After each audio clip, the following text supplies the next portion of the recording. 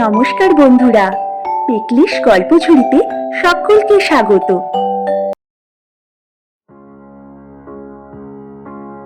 একবার এক শিকারী শিকার করার উদ্দেশ্যে একটি জঙ্গলে প্রবেশ করল। শিকার করার জন্য সে তার তীরে অত্যন্ত ভয়ঙ্কর এক বিষের প্রলেপ লাগালো। তারপর লক্ষ্য স্থির করে সেই তীর ছুঁড়ে দিল। কিন্তু তীরটি লক্ষ্যভ্রষ্ট হয়ে গেল আর একটি গাছের কাণ্ডে গিয়ে গেঁথে গেল। শিকারী হতাশ হলো আর সেখান থেকে অন্য জায়গায় চলে গেল শিকারের খোঁজে। বিষাক্ত তীর লাগা গাছটিতে অনেক তোতা পাখি বাস করত। সেই গাছটি ছিল অনেক বড় আর সবুজে ভরা। যখন বিষাক্ত তীরটি গাছের কাণ্ডে বিদ্ধ হলো, গাছটি ধীরে ধীরে শুকিয়ে যেতে লাগলো। গাছে থাকা তোতা পাখিরা একে একে গাছটি ছেড়ে চলে যেতে শুরু করলো। গাছটির বড় একটি কোটরে বাস করত এক বুড়ো তোতা। খুবই জ্ঞানী আর সৎ হৃদয়ের পাখি ছিল সে। গাছটি ছেড়ে চলে যাওয়ার ব্যাপারে সেই তোতা মোটেই প্রস্তুত ছিল না।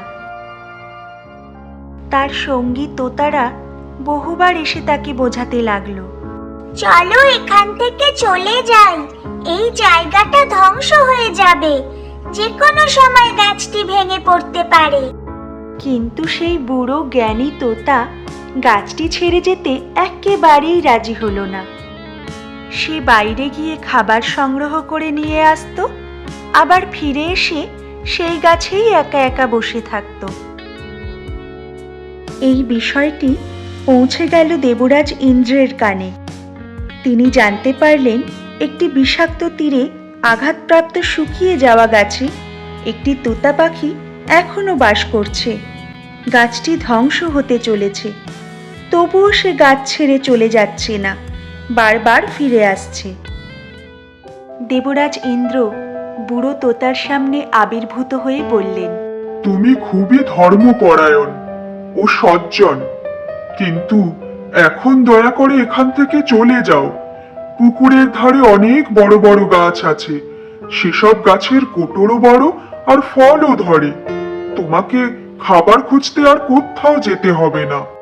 গাছটি যখন তখন ভেঙে পড়তে পারে, তোমার প্রাণহানি হতে পারে।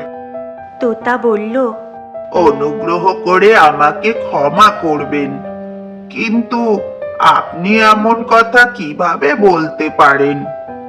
এই গাছই আমাকে জীবন দিয়েছে, এটি আমাকে শিকারীদের হাত থেকে রক্ষা করেছে। প্রতিটি ঋতুতে এটি আমার জীবন বাঁচিয়েছে এবং আমার পাশে থেকেছে। এই কোটরই আমার ঘর। আমি কিভাবে এই গাছ ছেড়ে চলে যেতে পারি, যে গাছে আমি বড় হয়েছি? যখন তার বিপদ এসেছে, তখন কি আমি তাকে ছেড়ে চলে যেতে পারি? আমি তা পারি না। দেবরাজ ইন্দ্র এই কথাগুলি শুনে অত্যন্ত প্রসন্ন হলেন। তিনি বললেন, কি সুন্দর কথাগুলি তুমি বললে, আমি তোমার উপর প্রসন্ন। একটি বর চাও, কি চাও তুমি বলো? এই গাছটি আমার জন্মভূমি। আপনি যদি পারেন, তবে দয়া করে এই গাছটিকে আগের মতোই সতেজ করে দিন। দেবরাজ ইন্দ্র তখন সেই শুকিয়ে যাওয়া গাছটিতে অমৃত মিশ্রিত জল ঢেলে দিলেন, আর গাছটি আবার আগের মতো সবুজ ও সতেজ হয়ে উঠল। সৎহৃদয় জ্ঞানী বুড়ো তোতা খুব খুশি। যেই তোতারা চলে গিয়েছিল তারা সবাই আবার ফিরে এলো। বুড়ো তোতা আরো কিছুদিন বেঁচে থাকার পর যখন তার ওই পারে যাওয়ার সময় হলো, তার ধর্মপরায়ণতার কারণে স্বর্গে গমন হলো তার। কারো দুর্দিনে তাকে ছেড়ে যাওয়া বা তার থেকে মুখ ফিরিয়ে নেওয়া এটাই জীবনের সবচেয়ে দুর্বল আচরণ। আনন্দের দিনগুলিতে নয়, দুর্দিনেই আসল সঙ্গীর পরিচয় পাওয়া যায়।